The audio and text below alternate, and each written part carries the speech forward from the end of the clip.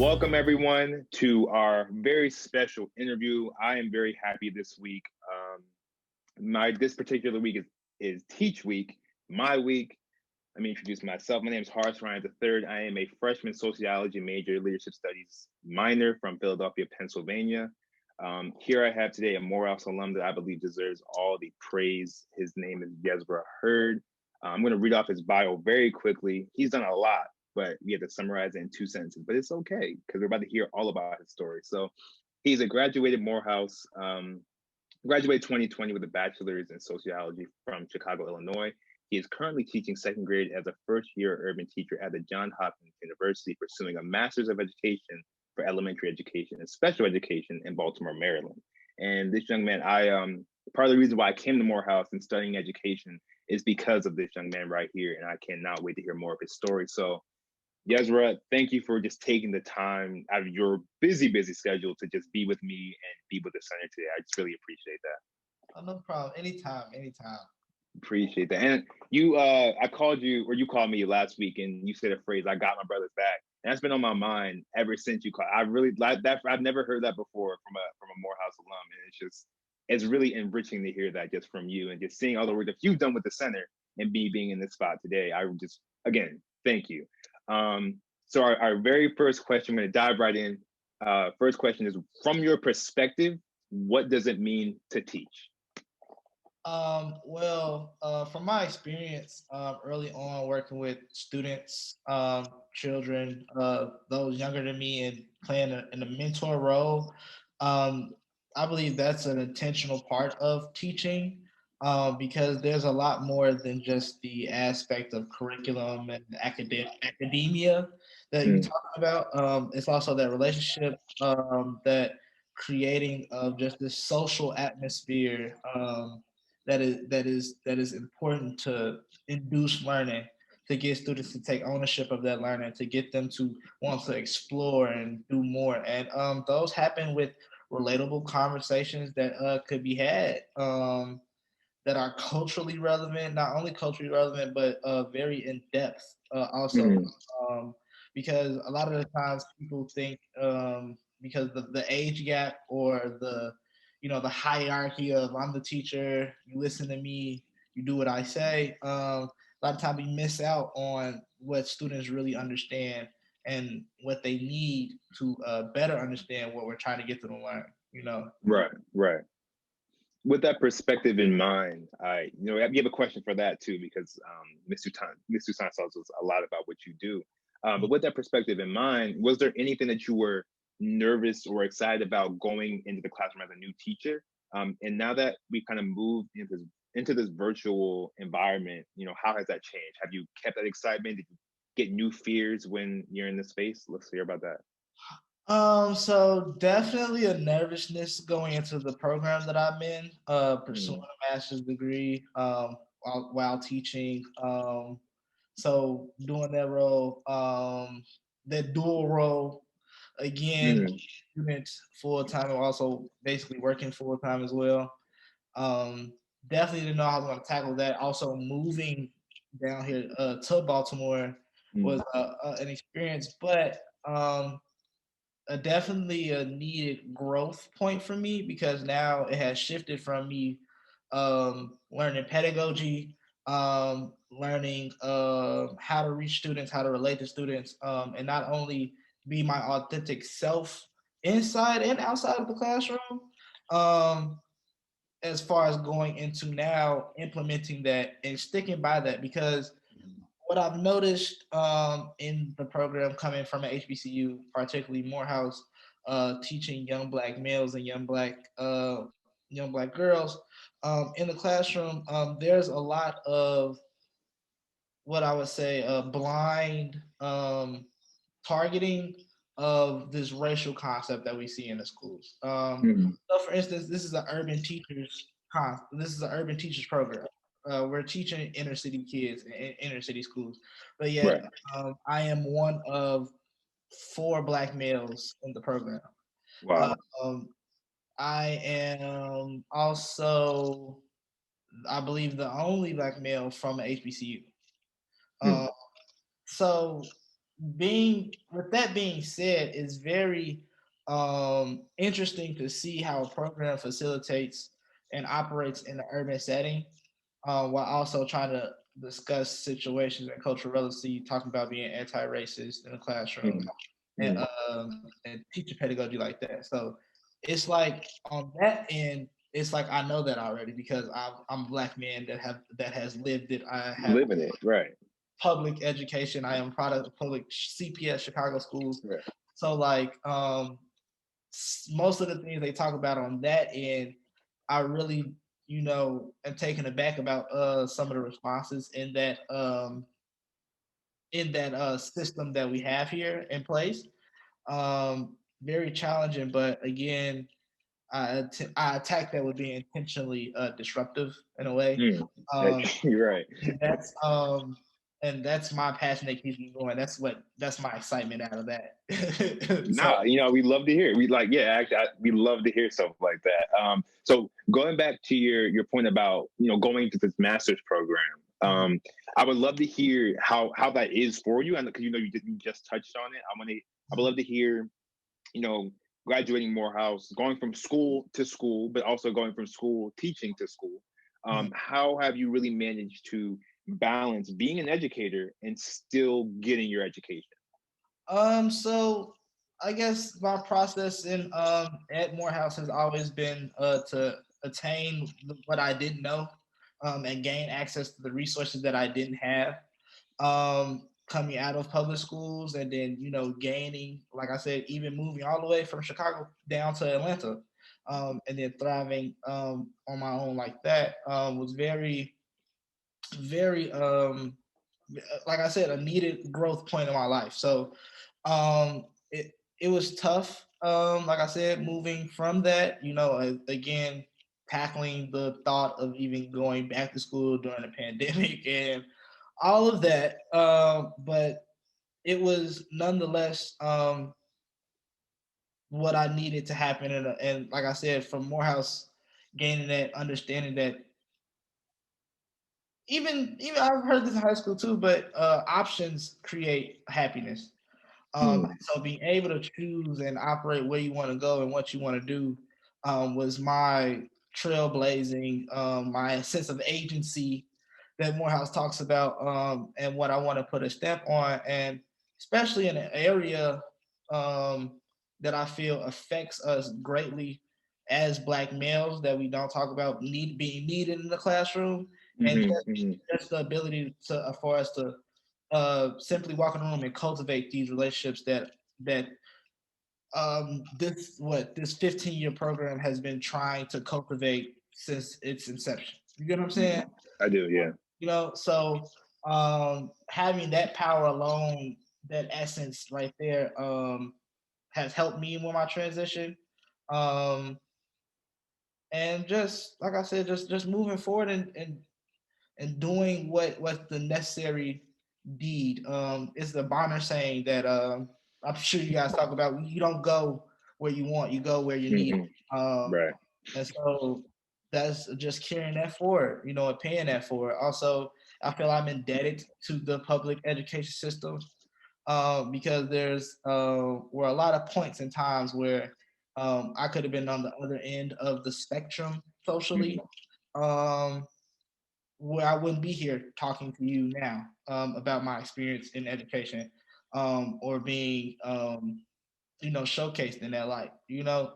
So being able to take that, respond, relate, and see that in my students, and being able to you know cultivate that enjoyment of learning is special to me. It means something to me that is kind of indescribable, in a way that this is what I need to do for people that look like me.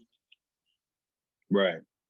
Right. No, I definitely agree. There is a definite need for Black men in the classroom, especially because hearing about the connection that you've established with this field, like how that sense of ownership, that sense of duty, that is like really refreshing to hear. Um, while you're in this master's program at Johns Hopkins, are there any things that you observe as a Black male educator that your white counterparts just aren't getting? Like right now, like in this just in this space in their practice? Like, talk about that for a little bit. You know what I'm saying? So of course you have the concepts of your white saviors. Again, like statistics show, this program is heavily white females, white in this program that are not even necessarily from urban communities themselves. So we're talking like rural parts of New York. We're talking about downstate Illinois, like these types of places. And they're coming here to teach Black children, or that's the thought. While also cultivating an anti-racist pedagogy of teaching. So this, to me, indicates that we have just accepted the fact that there are no real Black educators, because now you have to really sit there and tell the teachers in the workforce, don't be racist. That's what you're saying. So you're saying that there isn't enough evidence out there that is supporting that this is not happening or that this is working, because not even this program, but similar programs like Breakthrough Atlanta that I have done, the Memphis Teacher Residency, all talk about cultivating this anti-racist or culturally aware classroom setting. And then we have these powwow talks about equity in the classroom, but then when you see it play out, you have to then address the reality of the situation, where you go into these classrooms and then you have the first year resident who is having a hard time communicating with the students. They don't know how to get students to answer or interact or be engaged, and so they are frustrated. Now they're frustrated, the students see that as frustration, and that plays out into a bigger picture that we then talk about in the coursework section of that. You get what I'm saying? So it's a cycle that structurally, I feel, I guess for those who need it, yes, definitely have that, but the emphasis and focus should be better done with that implied into your screening processes. You know what I'm saying? Because I do. I was called for my academic. I had an academic interview talking about, was I going to be able to keep up with my GPA and everything, questions about that. And, unfortunately, not to toot any horns or nothing like that, there have been people that have come from these grand schools that I have not heard of, that are specific to education, that are no longer in the program simply because of that barrier that they run into, whether it's being having ownership of the duty that you want to do, having real purpose in the field that we're in right now, because the things that we had to do, especially virtually, has been tough, for anyone. But at the end of the day, I have found my community here. There's 4 Black women that we hang out and study and go out and explore in these tough times and stuff like that. In Baltimore, we're all here. And it just amazes me how they don't have that on their end.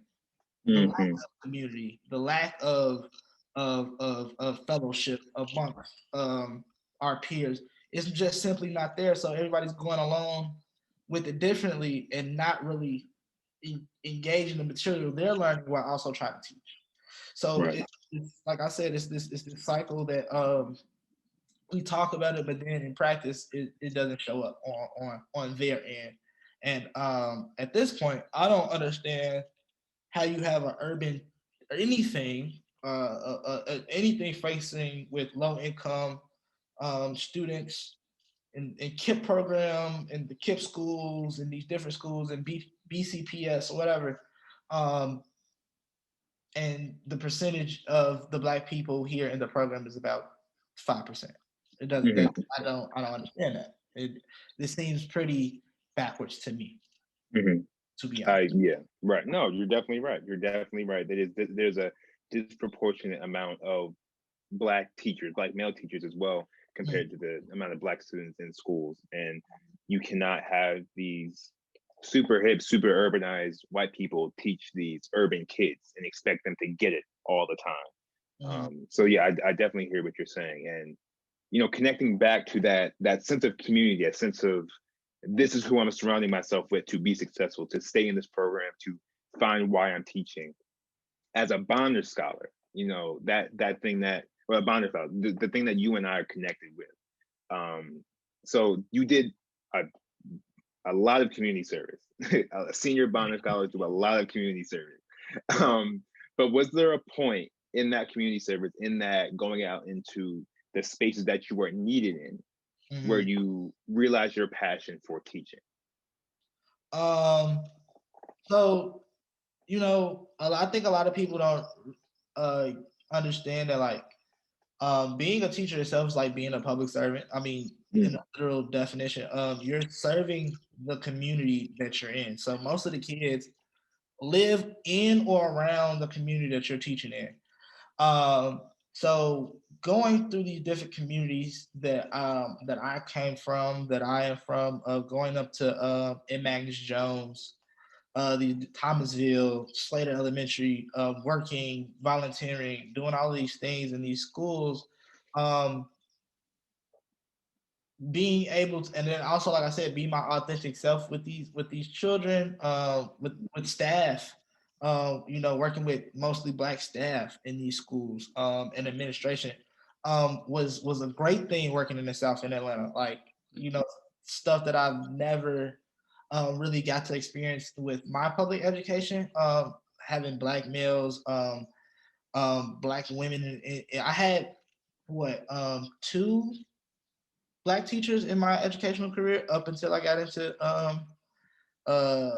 college.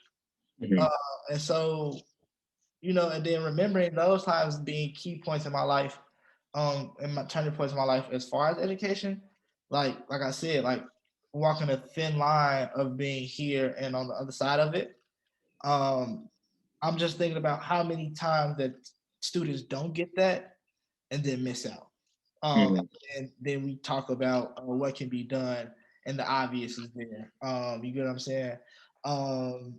The conversation now is about police being funded. I'm kind of going off on a tangent, but like police being funded and then education being underfunded, or just any other resource being funded that could be reactive instead of proactive to community solutions. And that's just things we know. And like I said, I'm not blaming necessarily.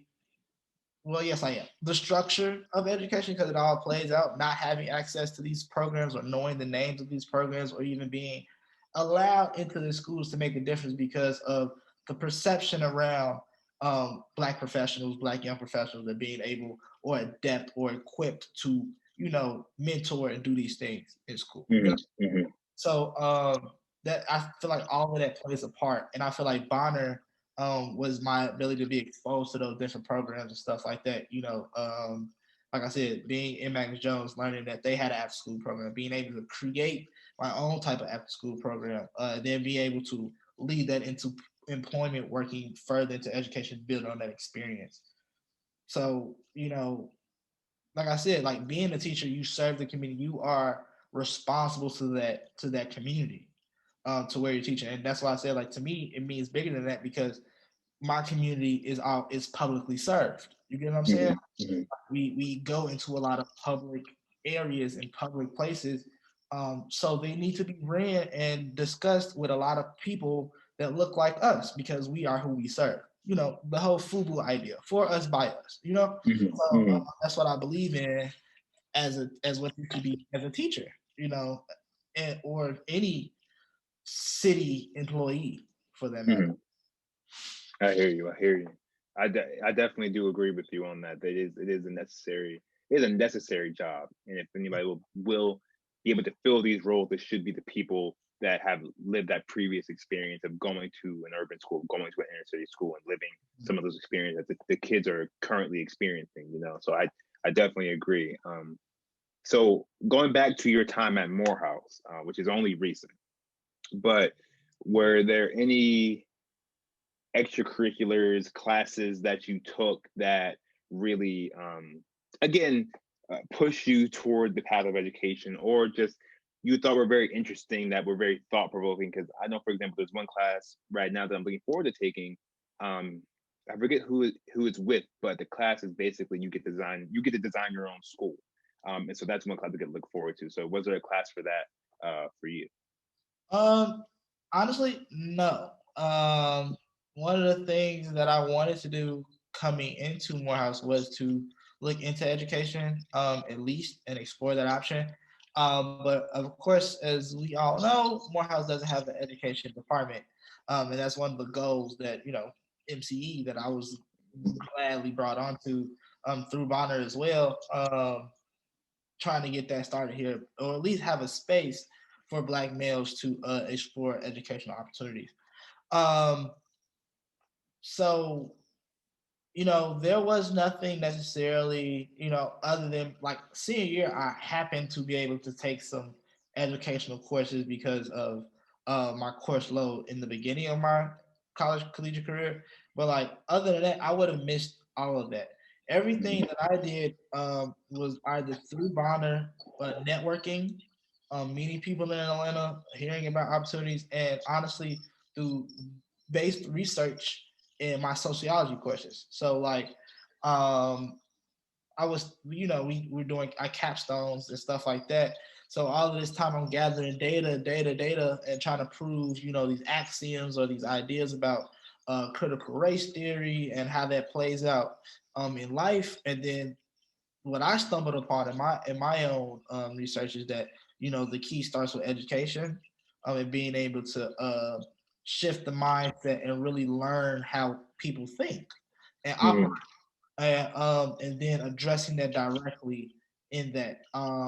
So my research was obviously that Black teachers have better performance rates with Black students in classrooms as opposed to white teachers. That was one of my secondary data analysis points. And so I got to learn about all these different educational thinkers, Gloria Ladson Billings, uh, George Holt, all these people, Thomas S.D., all these people that have sat there and thought about why Black students achieve the way they do or behave the way they do. Um, was my turning point. Like, well, obviously we need more people like us in the classroom. So let me be a part of the solution and not the problem. I mean, also in administration and curriculum and superintendent positions as well. But I just think it should be a full on takeover of the whole thing because as far as Black students matter, because that's why I came to Clarity Teach. I didn't come to I don't and I don't mean to say this but I came to teach Black students. Like I came to teach students that look like me. I didn't because that like you said, you go where you're needed, and there's the need, and everybody wants to talk about that and be a part of education. But this is the biggest population that you teach in the public sector. So yeah, not having that. Like we just seen a lady get nominated or whatever the process is into the Supreme Court. Yeah. No practice, no experience in any of that, and yet here she is about to make lifelong decisions. That's what I consider the magnitude of what teaching is. You know what I'm saying? Like you're playing with the futures of children, of lives. These are people's lives that you're playing with, from the parent to the student to everybody. Like you're playing with people's lives right here, and you have the ability to change that. And I don't take that lightly. Yeah, no, that's a wonderful point that you just made, that you are literally changing lives every single day. You are impacting these children. Like that, I remember my teachers from 4th grade, and that was maybe like a decade ago. So you're definitely making that impact, and it's lovely to see. I have 2 more questions for you, and these are really focused on now, like my class, 23, 22, 21. So if a Morehouse student is interested in teaching as a career, what is one step that they should take before graduating? Definitely, specifically Morehouse. Get to know the community. I know a lot of Bonner scholars, we get to go out and, we have our sites and stuff like that. And even for people that aren't Bonners, like get to know the community, get to volunteering, know some of the RSOs that go into the community and speak with people that that know about these things. Do social networking, like boots on the ground work within that community. That's the first step. Really knowing what the community needs. And then I would say, if not address it yourself, then start going into volunteering in some of these institutions that you see. Start researching places where you could fit in. Email some principals. See where you could use that Morehouse label already initially, where you can see it and fit into the spectrum of the educational field. Because trust me, there's places like M. Jones that I'm talking about, which is right down the street in the West End, has a tutoring program after school. And so I don't know how it's operating now virtually, but if they still have that, see about that. See if you can host virtual sessions and see where that leads. I just found out now that you can technically be a teacher without certification for a year at a school. See what that's like. See if you can do some type of apprenticeship, shadowing, and things like that, because there definitely is a need and a demand for that type of practice. We have a thing here now that 10,000 hours makes something perfect. You master a skill in using 10,000 hours. So get your 10,000 hours in however you can. That's a word. That's a word. And so finally, what is some advice you would give to Morehouse Center for Excellence in Education as we prepare students to pursue careers in education? What's one critical piece of information that you feel like is overlooked, but that educators need before entering the classroom? You need to be just as hungry for education and learning as your students. You need to meet that. You need to meet that hunger at all costs, or it will eat you alive. The students will demand you to challenge them, essentially. So, like, wherever you go in, whatever space, be the difference in that. Be the push forward. Be the okay. We're here now. What do we do about that? In situations of education, because education is always forward moving. You have to be able to keep up. And unfortunately, as we're seeing virtually how people are falling short of that, whether it's teachers, parents, students, being able to work with technology, being able to access technology, and everything, people are falling behind that. And you're really seeing not only the generational gap, but just the equilibrium shift from everybody being having to be a learner, and that skill not being applied in whatever Teach for America, whatever program you are in. Like I said, this teacher residency, all these different programs, you have to do that. Like me myself now, I've gotten the habit of everything I do is on Nearpod or Pear Deck or on these key things. So if you're going to education now, start playing with these tools, and I'm pretty sure you guys are using them for your coursework, and I hope so. With the Morehouse, I understand Morehouse is Morehouse. Yeah. But definitely get a hold of these tools, these virtual tools, and understand it. Get that Microsoft Excel. If you're not doing it for your papers, put these things together, put these presentations together with that thought process that I'm teaching this to the world. I'm enriching the world, because that's what essentially what you're going to be doing. This was a amazing interview from a recent Morehouse graduate. That just shows what kind of power that you have, what kind of power that Morehouse has enriched in you. And after your matriculation, it just continues to show how much of the impact that you have every single day.